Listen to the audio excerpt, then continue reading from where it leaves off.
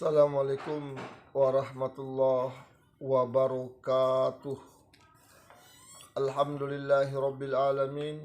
Wassalatu wassalamu ala ashrafil anbiya'i wal mursalin wa ala alihi wa ashabihi wa man tabi'ahum bi ihsanin ila yaumiddin. Puji dan syukur marilah kita ucapkan kehadirat Allah Subhanahu wa ta'ala, serta selawat dan salam marilah kita tujukan kehadirat Rasulullah sallallahu alaihi wasallam. Alhamdulillah, pada pembahasan kita kali ini kita akan bahas tentang pelet, yang mana kita telah bahas ini pada pertemuan kita yang lalu, tapi ada kendala teknisi, suaranya tidak menyala, suaranya tidak dengar. Ini kita tahu setelah kita putar ulang kembali setelah bertebar di tengah-tengah kaum muslimin. Maka hari ini kita ulang kembali pembahasan pelet ini. Pelet atau santet atau sihir. Nabi kita sallallahu alaihi wasallam pernah bersabda dalam hadisnya, "Inna ruqa wa tamaima wa tiwalah syirkun." Sesungguhnya mantra-mantra, jimat, dan guna-guna atau pelet adalah syirik. Jadi pelet ini perbuatan yang terlarang dalam agama Islam. Ibnu Asir rahimahullah berkata, kata atiwalah dengan baris kasrah pada huruf ta dan fathah pada huruf waw bermakna sihir atau sejenisnya yang dilakukan oleh seorang wanita agar tetap dicintai oleh suaminya. Jadi ini biasa pelet ini dilakukan oleh wanita-wanita yang telah berumah tangga, yang rumah tangganya kacau, suaminya mudah marah, atau suaminya pelit, atau kasar. Dia ingin menundukkan suaminya, maka suaminya dipelet agar suaminya manut, tunduk kepada apa yang dia kehendaki. Maka Rasulullah Shallallahu Alaihi Wasallam melarang perbuatan ini. Perbuatan ini dilarang oleh Rasulullah Shallallahu Alaihi Wasallam karena pelet ini bersekutu dengan jin, minta pertolongan kepada jin melalui para dukun. Yang hal ini Nabi kita sudah melarang dalam banyak hadis. Di antaranya hadisnya Nabi mengatakan, "Man ata arofan au kahinan fasaddaqahu bima yaqul faqad kafara bima unzila ala Muhammad." Barang siapa yang datang kepada dukun atau datang kepada orang pintar, paranormal, dia tanya sesuatu kepada para dukun ini, mendatanginya, Nabi katakan faqad kafara, sesungguhnya dia telah mengingkari dengan ajaran yang kubawa. Maka dilarang untuk datang kepada dukun, minta pertolongannya, minta rezekinya, minta untuk menundukkan suaminya, atau minta untuk dicintai wanita atau yang lain-lainnya. Maka biasanya gejala pelet ini cinta yang bertambah berlebih. Cinta orang yang kena pelet ini bertambah, yang dulunya benci jadi gila sama orang yang mempelet ini. Atau tidak sabar untuk menahan rasa cintanya, sangat rindu untuk melihatnya, mentaati sepenuhnya apa yang diperintahkannya.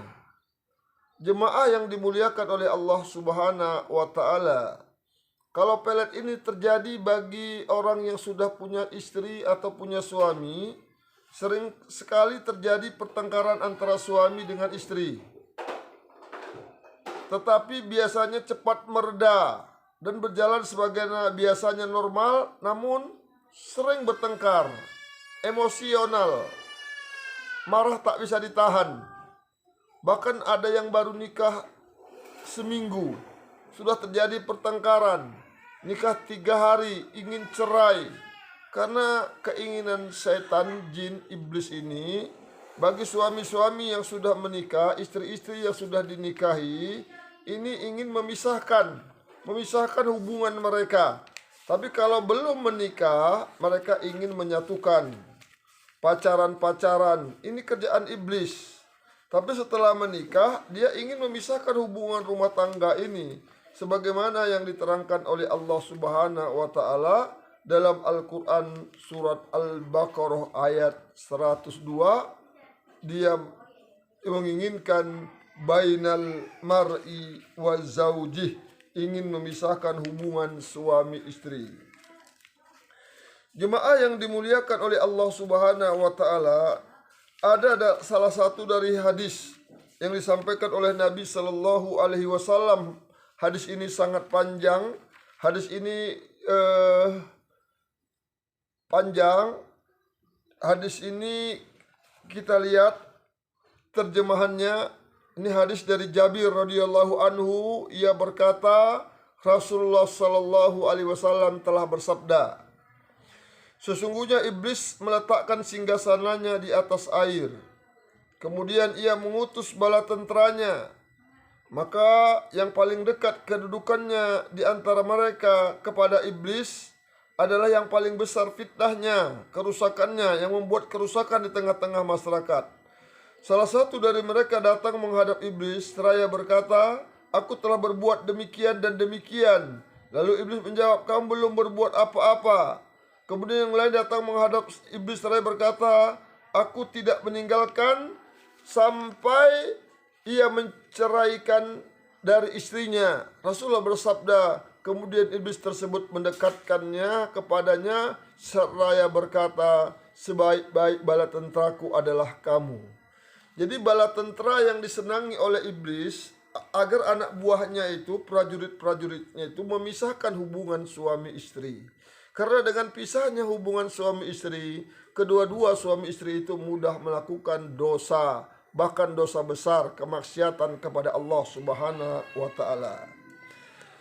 Jemaah yang dimuliakan oleh Allah Subhanahu wa Ta'ala, biasanya untuk mengerjakan guna-guna, mengerjakan pelet tersebut, tukang sihir akan meminta darinya benda-benda bekas pakaian suaminya, seperti sapu tangannya, peci, baju, kaos dalamnya, atau yang lainnya, dengan syarat mengandung bau keringat sang suami. Tidak boleh barang yang baru dibeli atau yang telah dicuci, akan tapi yang sedang dipakai, lalu diambil beberapa benangnya, kemudian dihembus, dibuat buhul-buhul sihir padanya.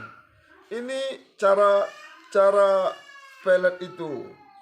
Maka efek samping dari pelet itu, terkadang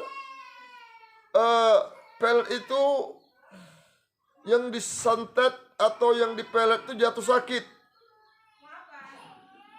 Kadang sakitnya bisa bertahan lama. Yang kedua, terkadang yang terjadi justru sebaliknya. Sang suami justru membenci istrinya. Ini akibat ketidaktahuan tukang sihir terhadap dasar-dasar sihir. Salah santet kalau kita bilang. Yang disuruh supaya mencintai, kebalikan yang terjadi malah membenci. Terkadang seorang istri melakukan santet ini, melakukan pelet ini dengan tujuan agar suaminya membenci semua wanita kecuali dirinya, seseorang yang dicintai suaminya, sehingga sang suami membenci ibu kandungnya, membenci saudari-saudarinya, membenci bibi-bibinya yang ada kaitannya wanita, hubungan kerabatnya dibencinya. Ini kerjaan jin, kerjaan santet dan pelet. Seperti itu. Terkadang efek sampingnya juga dari guna-guna dari pelet tersebut menyebabkan sang suami membenci semua wanita, termasuk istrinya sendiri. Seperti itu. Maka begitu banyak efek samping yang disebabkan oleh pelet ini yang harus kita jauhi, yang harus kita waspadai, kita bentengi diri kita dengan ilmu agama yang benar, mempelajari tauhid yang betul. Sebab-sebab terjadinya pelet. Biasanya pelet ini terjadi timbul pertengkaran antara suami dengan istri. Sering bertengkar. Untuk mereda, nggak ada cara. Nggak tahu bagaimana caranya untuk meredakan agar suaminya itu bagus hubungannya sama dia, maka dia datangi mbah dukun. Dia minta pertolongan dukun agar suaminya tunduk, senang, melakukan nurut apa yang dia ingini. Yang kedua, istri sangat rakus terhadap harta sang suami, terutama bila suaminya seorang kaya raya. Jadi dia ingin mendapatkan harta suami, dia santet suami. Kadang-kadang nikah itu bukan karena Allah. Dia nikah ingin mendapatkan harta suaminya untuk dia kuasai, untuk dia miliki. Maka untuk mendapatkan itu, suaminya itu harus dia santet, dia pelet. Yang berikutnya, sebab yang ketiga, perasaan cemburu sang istri karena mendapatkan kabar suaminya akan menikah lagi, selingkuh dengan wanita lain, maka agar suaminya itu tidak mendapatkan tidak direbut wanita lain, tidak di cara lain, maka dia pelet suaminya agar nurut dan patuh sama dia. Ini beberapa penyebab-penyebab yang terjadi akibat melakukan dilakukan oleh pelet. Maka pengobatannya tidak ada jalan lain kecuali kita dekat dengan Al-Quran, kita ruqyah.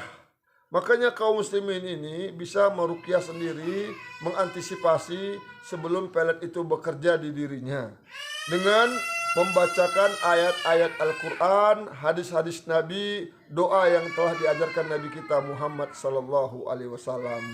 Mungkin demikian yang dapat kita sampaikan, semoga ada manfaatnya. Pelajari terus ruqyah syariah dengan benar agar kita sama-sama bisa membentengi diri dan keluarga dari gangguan iblis dan gangguan setan, dari pelet, guna-guna, santet yang akan merusak hubungan kita kepada orang-orang yang kita cintai.